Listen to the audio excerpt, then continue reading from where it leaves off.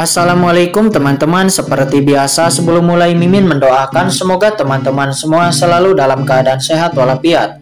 Oke, kali ini kita akan melanjutkan Martial Master versi novel bagian 985. Bagi yang baru bergabung, selamat bergabung. Dan bagi yang belum subscribe dulu lah agar Mimin tambah semangat lagi nih bikin videonya. Oke, kalau sudah kita langsung masuk ke isi ceritanya.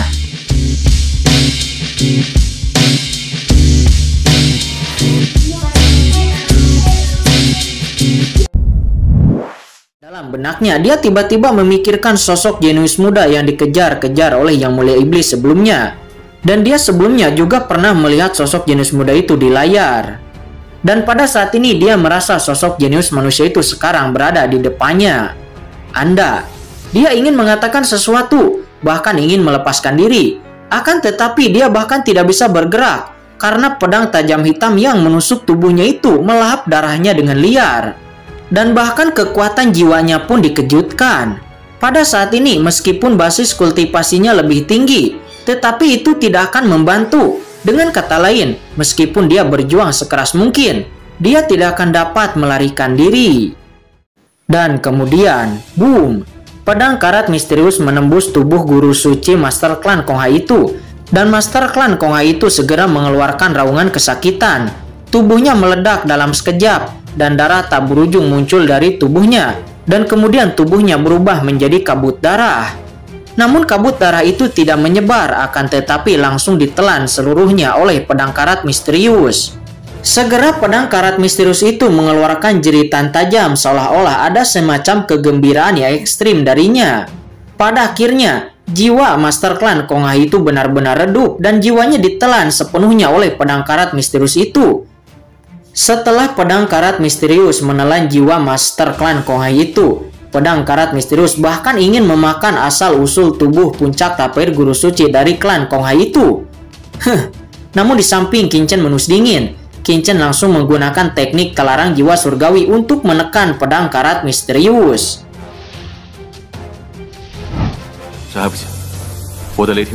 Selanjutnya Qin Chen mengangkat tangannya dan dengan cepat menyingkirkan cincin penyimpanan dan juga asal-usul Master Klan Konghai itu, dan juga senjata berbentuk trisula. Asal-usul puncak tapir guru suci sangat membantu Qin Chen. Belum lagi lawan masih merupakan master dari klan Konghai. Qin Chen juga ingin mengetahui perbedaan antara orang-orang klan Konghai dan ras manusia, serta bagaimana bakat dan kesaktian klan Konghai yang ditampilkan sebelumnya. Chen Shao, Tuan. Pada saat ini Yu Qiansu dan Mu Jipeng terbang untuk pertama kalinya. Ekspresi mereka bersemangat. Puncak tapir guru suci ini sebenarnya dibunuh olehmu, Tuan. Mata Mu Jipeng sang raja pedang terkejut. Ini adalah guru suci puncak tapir yang sebenarnya. Bahkan jika itu ditempatkan di tempat-tempat seperti alam surga selatan, itu juga merupakan kekuatan yang sangat kuat. Ribuan kali. Bahkan guru suci seperti itu bukanlah orang biasa di antara seluruh kelompok suku Konghai. Tetapi orang kuat seperti itu mati di tangan Qin Chen, yang langsung mengejutkan hati Raja Pedang Mu Jipeng. Ini berkat King Qiuji, jika bukan karena pesonanya, aku tidak akan berhasil secepat ini, kata Qin Chen seraya melirik King Qiuji. Dan pesona peri rubah berekor 9 benar-benar menakutkan. Bahkan puncak tapir guru suci pun dapat terpesona. Mendengar itu King Qiuji tersenyum lembut lalu berkata, Tuan, Anda bercanda, bahkan tanpa aku, kamu bisa membunuh lawan dengan kekuatanmu, itu tidak akan memerlukan waktu lama. Namun Qin Chen menggelengkan kepalanya, dia memang memiliki skill pembunuh yang tidak diragukan lagi. Akan tetapi dia tidak memiliki teknik pesona seperti King Qiuji. Begitu aturan waktu tidak berhasil dalam satu pukulan, maka lawan akan memiliki kesempatan untuk melarikan diri dan Qin Chen akan kehilangan momen terbaik. Ngomong-ngomong, Tuan Muda Chen, senjata ajaib yang Anda keluarkan sebelumnya sepertinya sangat aneh. Ada kekuatan dingin yang sangat menakutkan di dalamnya, dan kekuatan dingin ini sepertinya mendapat serangan balik. Anda harus berhati-hati. Tiba-tiba King Qiuji mengurutkan kening dan berkata, saya pernah mendengar bahwa ada beberapa senjata jahat di surga, dan ada kemungkinan untuk membunuh tuannya sendiri. Banyak dari senjata tersebut dianggap tidak diketahui. Tuan, Anda harus lebih memperhatikannya. Kata King Kyuji, dia telah merasakan keanehan dari pedang karat misterius sebelumnya. Dan bahkan adegan di mana dia menelan darah puncak tapir guru suci sedikit membuat jantungnya berdebar-debar. Aku tahu, kata Kincen yang mengangguk. Baiklah, jangan buang waktu di sini. Ayo pergi secepat mungkin. Diperkirakan mereka yang telah mengikuti kita juga akan segera datang, kata Kincen. Setelah mengatakan itu, Kincen kemudian mengangkat tangannya dan segera bendera formasi utuh yang tak terhitung jumlahnya di sini telah jatuh ke tangan Kincen. Adapun bendera formasi yang rusak, Kincen tidak punya waktu untuk membersihkannya. Setelah Yukiansu dan yang lainnya dimasukkan ke dalam cakram Gyokiankun, Kincen langsung menghilang tanpa jejak. Adapun medan perang yang tersisa, Kincen tidak repot-repot untuk membersihkannya. Setelah Kincen meninggalkan meteorit itu, dia dengan cepat pindah ke tempat lain. Kali ini, dia sangat berhati-hati dan semua jejak di sepanjang jalan telah dibersihkan olehnya. Setelah itu, Kincen kemudian mengeluarkan slip Gyok untuk komunikasi dan mulai mengirim pesan kepada King Suesilan. Setelah melakukan ini, Kincen tetap berada di kapal terbang dan melanjutkan perjalanan. Dan tak lama setelah Kincen dan yang lainnya meninggalkan meteorit itu, tempat Kincen dan Master Clan Konghai bertarung, tiba-tiba ada beberapa sosok diam-diam muncul di sini. Jika Kincen ada di sini, dia akan segera mengenalinya. Orang-orang ini adalah master yang pernah dia lihat di pameran ajaib sebelumnya. Dan wanita iblis yang mempesona juga ada di sini. Apa, sepertinya ada bekas pertempuran di sini. Setelah orang-orang ini sampai, mereka terlihat sangat waspada satu sama lain. Masing-masing dari mereka tahu tujuan semua orang di sini.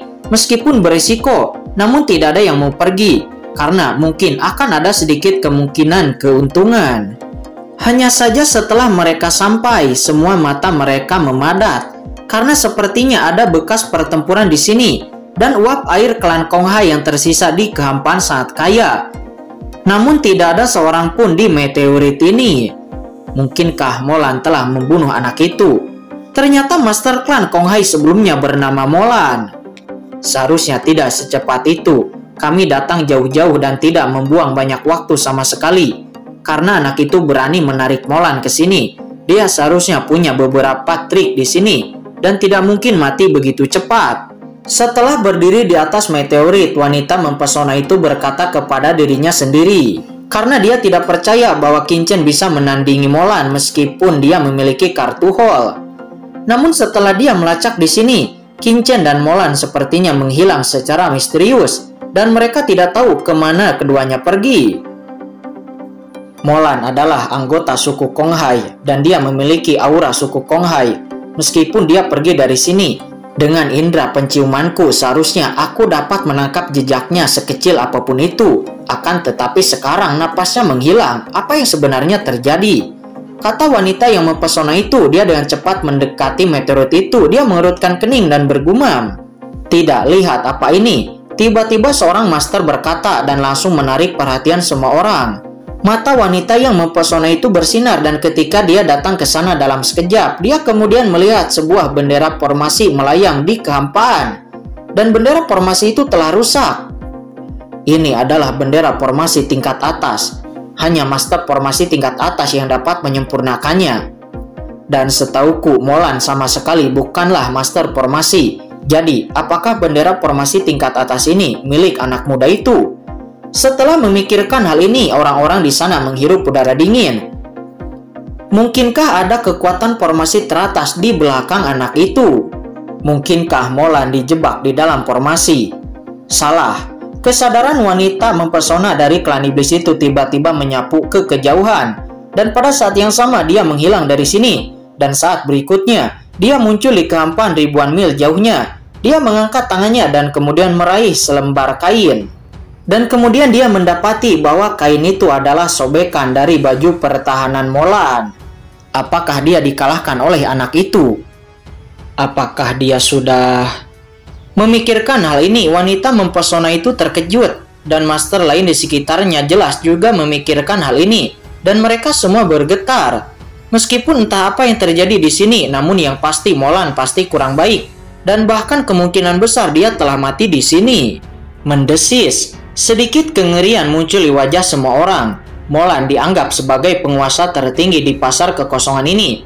Bahkan jika dia meninggal di sini, bagaimana dengan mereka? Banyak orang yang tidak bisa menahan diri untuk tidak bergidik. Mereka rakus terhadap harta orang lain dan memperlakukan orang lain sebagai mangsa. Tetapi ternyata mangsa yang sebenarnya adalah mereka sendiri. Di bawah kengerian di hati mereka, banyak orang berbalik dan pergi satu demi satu. Mereka semua terkejut, sementara yang lain segera berbalik dan pergi tanpa menoleh ke belakang. Apalagi Molan adalah master dari klan Konghai, dan begitu klan Konghai mengetahui kematian Molan, pasti akan menimbulkan keributan di kalangan klan Konghai. Ketika mereka terlihat gugup, mereka kembali ke pasar kekosongan untuk menyebarkan berita ini. Saat ini di pinggiran pasar kekosongan, Qin Chen sedang duduk di kapal terbang. Tiba-tiba dia dibangunkan oleh Mu Jipeng. "Tuan, kapal perang keluarga King Sui ada di sini." Oh, ketika Qin Chen keluar dari kapal, dia melihat kapal perang keluarga King Sui muncul di depannya. Sementara King Sui Silan, Paman Ming, dan Paman Bing berdiri di depan kapal, seolah-olah mencari sesuatu. Dan setelah melihat kapal terbang milik Qin Chen, King Sui Silan langsung melambaikan tangannya dengan penuh semangat. "Pergi, ayo pergi," kata Qin Chen. Dia tersenyum, menyimpan kembali kapal terbangnya, dan kemudian dia terbang ke kapal perang bersama Yu Qiansu, Mu Jipeng, dan King Qiu Jiyi. "Tuan, saudari Qiansu, mengapa Anda tidak menunggu kami di pasar kekosongan dan datang ke sini di Laut Pasang Surut terlebih dahulu? Sebelumnya, saya pikir Anda telah meninggalkan saya dan melarikan diri. Untungnya, Guru, Anda mengirim pesan kepada saya," kata King Qiu Silan. Setelah Qin Chen naik ke kapal perang, King Qiu Silan langsung meraih tangan Qin Chen dan tangan Yu Qiansu. Sementara di samping, Paman Ming mengerutkan kening. Dia tersenyum pahit tetapi tidak tahu harus berkata apa. Namun di samping, Paman Bing mengerutkan kening dan menatap King Qiu Ziyi. Kapan Qin Chen memiliki wanita seperti itu di sampingnya? Qin Chen kemudian tersenyum lalu berkata, "Kebetulan ada yang salah, jadi saya keluar lebih awal." "Saya tahu, Guru, Anda tidak akan meninggalkan saya. Ngomong-ngomong, Guru, siapa saudari ini?" kata King Sui Silan. Dia juga melihat King Qiu Jiyi. Matanya melihat dan bertanya dengan penuh rasa ingin tahu. "Ini adalah temanku. Saya tidak menyangka dia berada di dekat pasar kekosongan ini. Saya keluar untuk menemukannya. Lalu dia akan mengikuti kita ke alam surga selatan," kata Qin Chen. Dia tersenyum dan berkata, "King Qiu Jiyi adalah kekuatan besar di pihak mereka. Qin Chen tidak berniat untuk menyimpan King Qiu Jiyi di dalam cakram Gyo Qian Kun. Karena itu akan mengungkap keberadaan cakram Gyo Qian Kun ketika Qin Chen akan mengeluarkan King Qiu Jiyi. Ternyata itu adalah teman Guru, maka itu adalah temanku juga. Tentu saja selamat datang. Halo kakak, namaku King Sui Silan. Bagaimana dengan kakak?" kata King Sui Silan. Dia tersenyum. "Namaku King Qiu Jiyi," kata King Qiu Jiyi. Dia juga tersenyum. "Kalau begitu, dari sekarang aku akan memanggilmu kakak Jiyi," kata King Sui Silan. Setelah pertukaran antara kedua belah pihak, mereka segera memasuki kapal perang. Dan kapal perang tersebut berangkat lagi, melayar menuju kehampaan yang tak ada habisnya. Karena kedatangan King Qiu Jiyi, King Sui Silan segera mengatur kamar lain untuk Qin Chen dan yang lainnya. Hanya dalam sekejap, King Sui Silan sudah sangat akrab dengan King Qiu Jiyi. "Nona kedua, asal muasal King Qiu Jiyi tidak diketahui. Kamu harus memperhatikannya saat kamu bersamanya di masa depan. Dia memiliki roh iblis di tubuhnya. Dia seharusnya menjadi anggota ras iblis," kata Paman Ming. Dia berkata kepada King Sui Silan di ruang kosong. "Paman Ming, apa yang kamu bicarakan? Kakak King Qiu Jiyi sangat baik, meskipun dia adalah anggota ras monster. Tapi alam surga selatan kita tidak menolak ras monster, dan dia adalah teman Guru. Jadi dia pasti adalah orang baik. Paman Ming, Anda tidak diperbolehkan mengatakan hal seperti itu lagi tentang Guru dan teman-temannya di masa depan," kata King Sui Silan. Namun Paman Ming dan Paman Bing nampak merutkan kening karena mereka berdua tidak bisa merasakan basis kultivasi King Qiu Jiyi. Paman Bing dan Paman Ming saling memandang dan keduanya menunjukkan kesungguhan. Jika basis kultivasi King Qiu Jiyi berada di atas mereka, itu akan sangat menakutkan. Karena apa tujuan Master Klan Monster mengikuti mereka ke keluarga King Sui? Pada hari-hari berikutnya, Qin Chen berkultivasi di dalam kapal perang setiap hari. dan sesekali memberikan beberapa petunjuk dan melatih King Sui silat.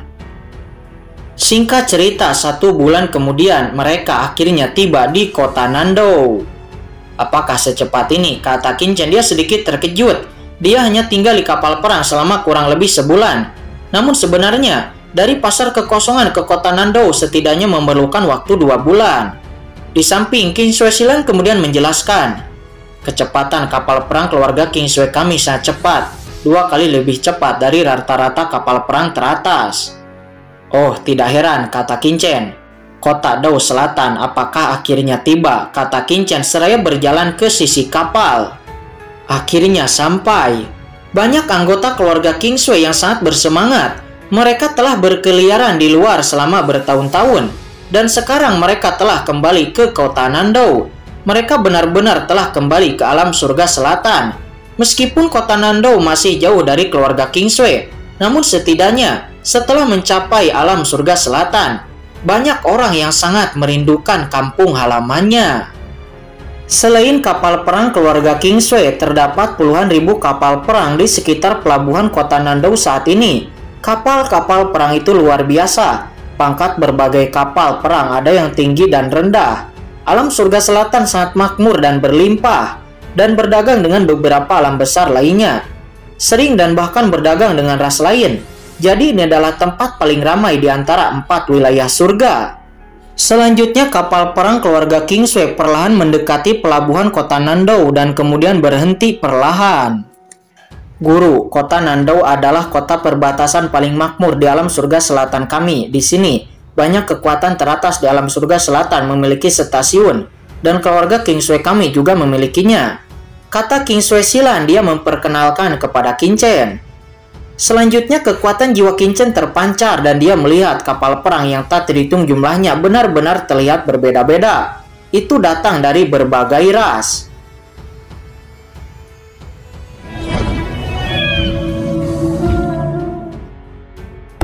Oke guys, sudah dulu ya. Jangan lupa subrek biar lanjut terus ceritanya.